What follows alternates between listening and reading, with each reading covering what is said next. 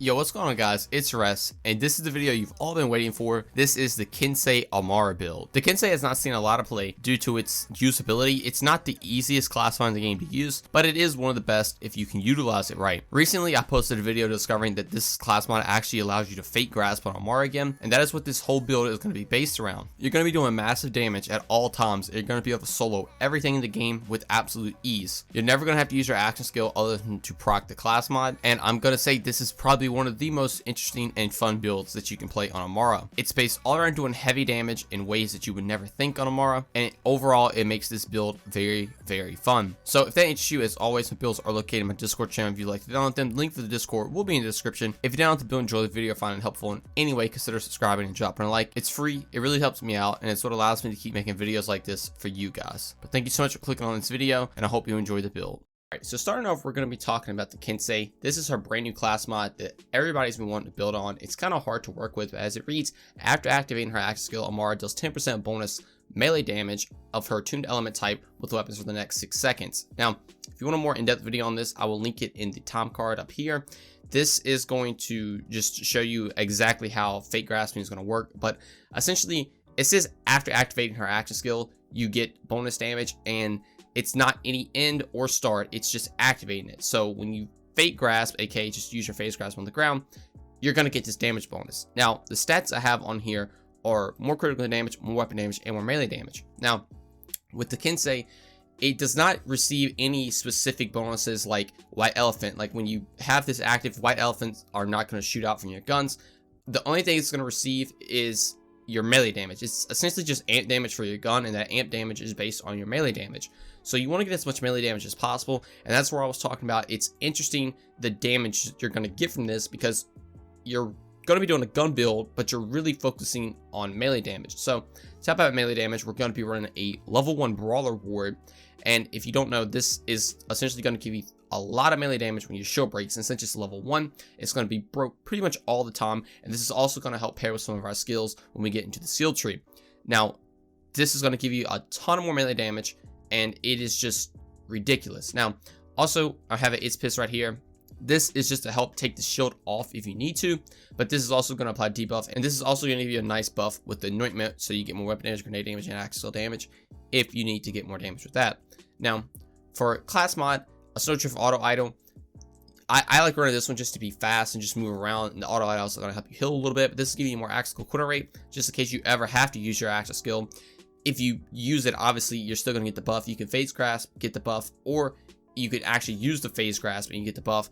But the anointment on here on axe skill in, you get more melee damage. So if you kill that phase grasp target, you're going to get more melee damage, and then with this, you can get your cooldown rate back pretty fast, so you can just get the phase grasp back. But this is also giving you more magazine size and more melee damage, because like I said, you want melee damage as much as possible. Now, for weaponry, it's not too specific what you need, but obviously good weapons like the light show, monarchs, and stuff like that are going to do really well. But a weapon I actually really like to run is the quick draw, because the Kensei, it only lasts 6 seconds, like it says on the card right here.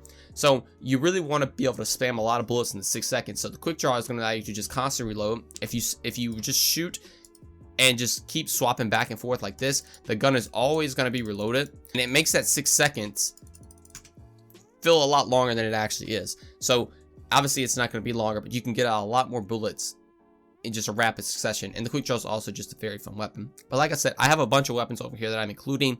Anointments I would look for are consecutive hits anoints, which are going to be really good. 390 anoints are also going to be pretty good. I'll also have a prevalent of knowledge. This is going to be really good for bossing. Obviously, this is probably the best bossing artifact in the game. So if you want to put this on over the auto idol, the Snowdrift auto idol can boss alone as well, since you have the melee damage bonus. But if you want to put this on, it's going to help out with bossing, and you're going to be able to just shred things. As you see, I just melt Grave War with a corrosive weapon due to this build, and it is just insane. Now, getting into the skills, so what's really going to make it work, I'm just going to kind of show off the skill trees if you guys want to copy them down real quick and try to figure stuff out for yourself.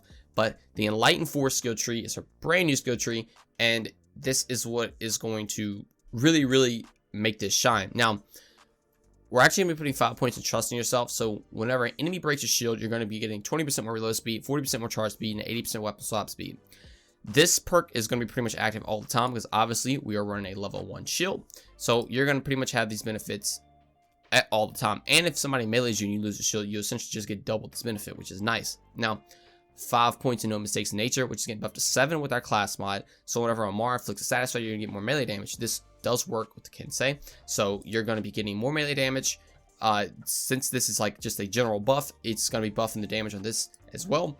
And you're just going to be able to get a ton of damage output with this. Now, 5 points in Heavy Rain to get more projectile speed and splash damage. This is going to be good if you're using a splash damage weapon. Plus, you need to get down to the bottom. And we're not really taking advantage of anything else right here. So this is pretty good for that. Now, 5 points of Joyful Freedom. So whenever we activate our action skill, we're going to get this proc, and we're going to get 112% more melee damage since we have 3 extra points with our class mod. And this can stack. So as you see here, if we keep Fate Grasping, it does work with the normal Fate Grasp. You're just stacking this melee damage, and it does increase your damage of the Kensei. So at like 5 stacks, you're doing an absurd amount of damage. And paired with the Amp of the Quick Draw, you just absolutely destroy everything. And obviously, just any other weapon is also going to destroy too. 5 points in Burn Both Ends. So this is essentially just going to give you a stacking damage bonus. So whenever you take damage, you're going to get a stack of this. Each stack gives you 5% more damage and can stack up to 15 times. So it's a 75% damage bonus, and it's just going to give you more damage on everything. So you're going to just be doing even better with this skill. Now, 1 point in Clear the Mon. So whenever you kill an enemy, you're just going to ignore all elemental resistance, which is really, really good. This is just one of Amara's best skills now. It's really, really broken. With the Amp melee damage for the Kensei, you're just going to obliterate everything. Now, getting into Defensive Elements, 3 points Steady Hands, because I need to get down towards the bottom. And it's probably just, it's a really good skill for 3 points.